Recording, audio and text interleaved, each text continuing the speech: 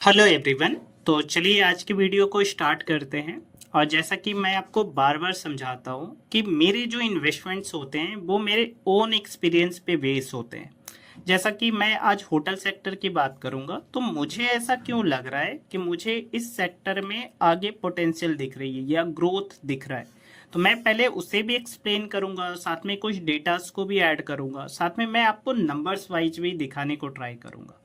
तो पहली बात तो मुझे ये लगता है कि जब मिडिल क्लास फैमिलीज के हाथ में पैसा आता है तो वो सिर्फ अपनी ज़रूरत के ही सामानें नहीं खरीदेंगे, वो एक्सपीरियंस भी ऐड करेंगे। और हमारे इंडिया में अभी ट्रेंड है बाहर घूमने का, ट्रैवलिंग करने का। आपने देखा होगा सोलो ट्रैवलर्स काफ़ी ज़्यादा एक्टिवेट हुए हैं, फ्रेंड्स के साथ ट्रैवलिंग हो रही है, लोग तीर्थ स्थलों पे जा रहे हैं, लोग पूजा पाठ वाले स्थलों पे जा रहे हैं, लोग घूमने जा रहे हैं, लोग पहाड़ों में बस रहे हैं।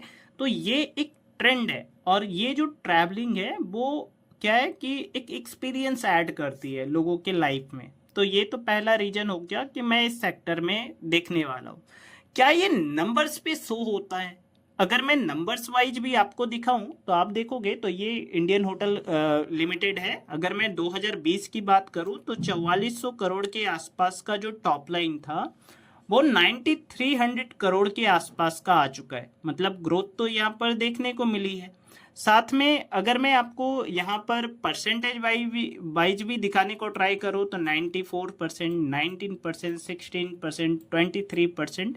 एंड अगर मैं इनके ऑपरेटिंग प्रॉफिट मार्जिन्स की भी बात करूँ तो 22% के आसपास का जो ऑपरेटिंग प्रॉफिट मार्जिन्स था गोज टू 33%। ये तो बात होगी। साथ में पैट की बात करेंगे तो 364 करोड़ के आसपास का पैट 2100 करोड़ के आसपास के पैट में तब्दील हो चुका है। साथ में अगर मैं अदर्स होटल की बात करूं, जैसे कि आपको लगेगा कि सर आपने तो एक पूरे इंडस्ट्री का एक स्टॉक उठाया या एक आपने कंपनी उठाई उसमें दिखाया।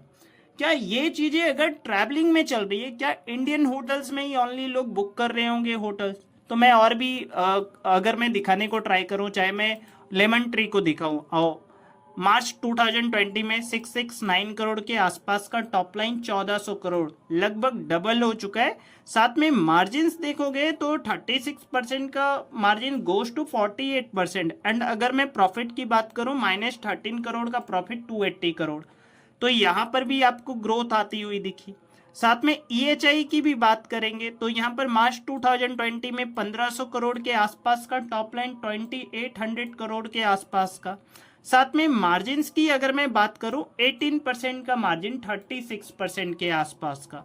साथ में पैट की बात करेंगे 165 करोड़ का पैट, 670 करोड़ के आसपास का, लगभग यहाँ पर डबल ट्रिपल आपको देखने को मिल रहा है। तो ये तो बात हो गई कि किस तरीके से मार्केट ग्रो कर रहा है और ट्रेंड के साथ ये सेक्टर टेलविंड्स में है।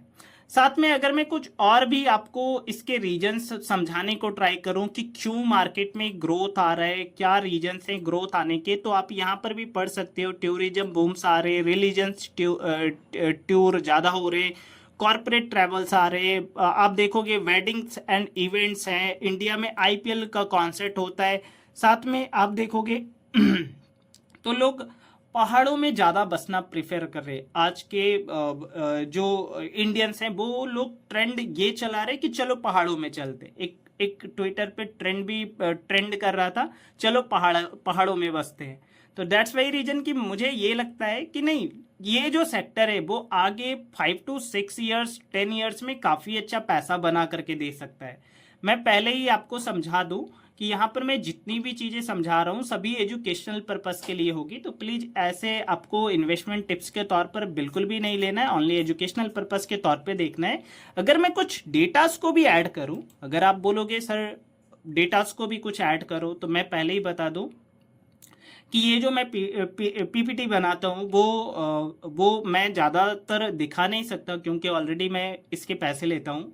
तो पहले मैं आपको बता दूँ कि ये जो सेक्टर है वो अनब्रांडेड टू ब्रांडेड की ओर शिफ्ट हो रहा है। मतलब 70 to 80% अभी भी जो होटल्स एंड रूम आप यूज कर रहे हो वो अनब्रांडेड है। क्योंकि मैं हाल ही में हिमाचल गया था, या मैं आप देखोगे तो मैं हाल ही में राम मंदिर घूमने को गया था। तो वहां पर लोग क्या है कि मैं स्टेशन से निकला और लोग यहाँ पर वो बोल रहे थे कि 400 में, चलिए मैं 400 में रूम दिला देता हूँ, चलो मैं 500 में रूम दिला देता हूँ, चलो मैं 600 में रूम दिला देता हूँ, चलो मैं 250 में रूम दिला देता हूँ। तो यहाँ पर क्या है, अभी भी अनब्रांडेड टू ब्रांडेड की ओर शिफ्ट हो रहा है। तो ये एक काफी अच्छी मैट्रिक्स है, जहां पर आप देखोगे जब हमारी ये जो डेवलपिंग कंट्री है जो अनब्रांडेड टू ब्रांडेड की ओर शिफ्ट हो रही है, ये इंडस्ट्री भी। साथ में अगर मैं इसमें ग्रोथ की बात करूं तो 2014 टू 24 के बीच जो इनका डिमांड CAGR था वो 6.5% से ग्रो करता है, एंड जो सप्लाई था वो अंडररेटेड होता है और ये 5.8% से ग्रो करता है। साथ में जो फ्यूचर के एस्टिमेट है वो है 2024 टू 28 के बीच 10% के आसपास से इनका डिमांड ग्रोथ करेगा, एंड 5.9% के आसपास से यहाँ पर इनके सप्लाई ग्रो करेंगे। तो कहीं ना कहीं डिमांड और सप्लाई में मिसमैच है। साथ में ये चीजें और भी आपको क्लियर करेगी कि इंडिया में पर 100% जो रूम है वो 0.85 रूम्स हैं, एंड वहीं आप देखोगे तो USA एंड जापान में आप देखोगे तो 4 to 5 रूम्स के आसपास आपको देखने को मिलते हैं। तो ये तो मैंने बाहरी एस्पेक्ट आपको नोटिस कराया कि हमें क्यों इन्वेस्ट करना चाहिए और इस सेक्टर में ग्रोथ के चांसेस किस तरीके से आगे हो सकते हैं। ये तो बात हो गई। मैंने जो स्टॉक्स के बारे में आज मैं बात करने वाला हूँ वो है इंडियन होटल कॉर्पोरेट लिमिटेड। अगर आप देखोगे तो इसमें मैंने काफ़ी अच्छा इन्वेस्टमेंट कर रखा है, जिसे मैं मंडे को शो करूंगा, और 5 to 6% के आसपास का यहाँ पर ग्रोथ भी देखने को मिल रहा है। साथ में अगर मैं इस कंपनी के बारे में आपको समझाने को ट्राई करूं, क्वार्टर एंड क्वार्टर फंडामेंटली पहले देखेंगे तो आप देखोगे तो कहीं ना कहीं यहाँ पर क्वार्टर एंड क्वार्टर भी ग्रो करता हुआ दिख रहा है। सितंबर 2025 में 2041 करोड़ के आसपास का आपका जो टॉप लाइन था वो 2842 करोड़ के आसपास का आता हुआ दिखा, एंड आप ईयर ऑन ईयर भी देखोगे तो यहाँ पर ग्रोथ आती हुई दिख रही है। यहाँ पर ऑपरेटिंग प्रॉफिट मार्जिन काफी स्टेबल है।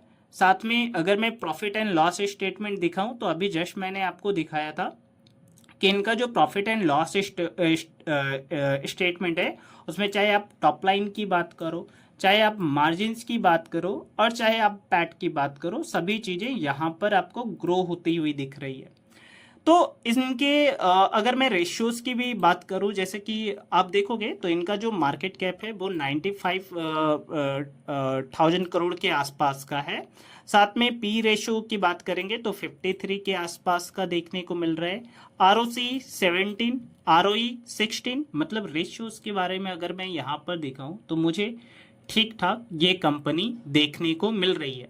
अब बात करेंगे कि फ्यूचर में ये किस तरीके से ग्रो कर रही है, साथ में इनके पाइपलाइंस में किस तरीके के इनका कैपेक्स का किधर को हो रहा है।